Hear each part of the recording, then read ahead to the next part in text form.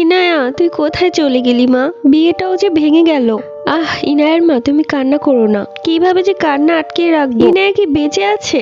ওকে জিন তুলে নিয়ে গেছে। চিন্তা করো না ইনায়ার মা, আমাদের ইনায়া যেখানেই আছে বেঁচে আছে। আমাদের এখানকার এক কবিরাজ আছে, তার কাছে গেলে হয়তো সে বলতে পারবে। আপনি আর বসে থাকবেন না, এক্ষুনি যান সেই কবিরাজের কাছে। আমার মেয়েকে যেভাবেই হোক ফিরিয়ে নিয়ে আসুন, ওকে ছাড়া আমি একটুও ভালো থাকতে পারবো না। ইনায়া, এই ইনায়া, ছাড়ো না আমাকে, কেউ দেখে ফেলবে তো। আরে এভাবে জড়িয়ে ধরে রাখছো কেন? আমারই তো লজ্জা করছে, তোমার কি লজ্জা করছে না? কি বলেন, কিসের লজ্জা? আমি আপনাকে পাওয়ার জন্য কত কিছু করেছি, অবশেষে আপনাকে আমি পেয়েছি, তাই আমি আপনাকে হারাতে পারবো না। আরে বাবা, আমি কোথায় হারিয়ে যাব? আমি তো তোমারই আছি, আর সারা জীবন তোমারই থাকবো। ঠিক আছে, ছাড়লাম।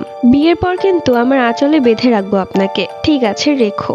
কাইফ, তুমি আমাকে ধোকা দিতে পারলে। কি হচ্ছে কাইফ? এই মেয়েটাকে? ও হচ্ছে একটা পরী। পরী তো বুঝলাম, কিন্তু আপনাকে কেন এই কথা বলছে?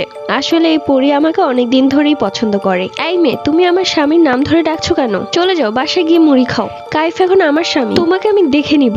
তুমি আমার কাইফকে আমার থেকে ছিনিয়ে নিয়েছো। ওর জন্য আমি কত পাগল জানো তুমি? আর সামান্য একটা মানুষ জাতি হয়ে আমার কাইফকে আমার থেকে ছিনিয়ে নিলে। আরে ইনায়া, বাদ দাও ওর কথা। কাইফ, তুমি আমার সাথে এমনটা করতে পারলে? সামান্য একটা মানুষ জাতির জন্য তুমি আমাকে ধোকা দিতে পারলে? কিসের ধোকা? আমি কি তোমার সাথে কখনো প্রেম করেছি? উল্টো তুমি আমার পেছনে ছিলে, আমি তো কখনোই তোমার পেছনে ছিলাম না। তুমি আমার মতো একটা পরীকে কাঁদিয়ে খুব ভুল করলে কাইফ, এটার ফল একদিন তুমি পাবে। এরপর সেই পরী সেখান থেকে চলে যায়। কি হয়েছে ইনায়া, তুমি কেন রাগ করে আছো? রাগ করে থাকবো না।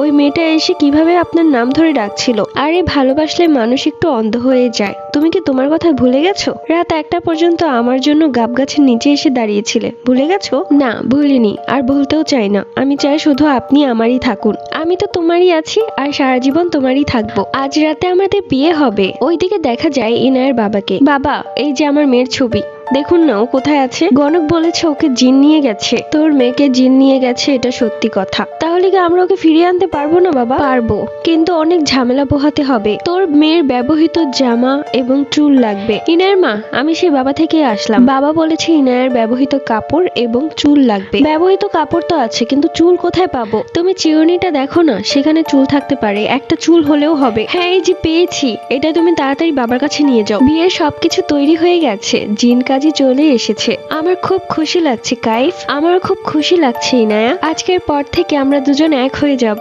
আমাদের কেউ আলাদা করতে পারবে না, কেউ না। বাবা দেখুন, আমি চুল নিয়ে এসেছি আর ব্যবহৃত কাপড়। ঠিক আছে, ভালো করেছি সেটা এনে। এখন আমি ওদের জিন সর্দারকে হাজির করব এবং তার কাছে বিচার দিব যে তাদের জিন তোর মেয়েকে নিয়ে আটকে রেখেছে। বলুন কবুল? কবুল।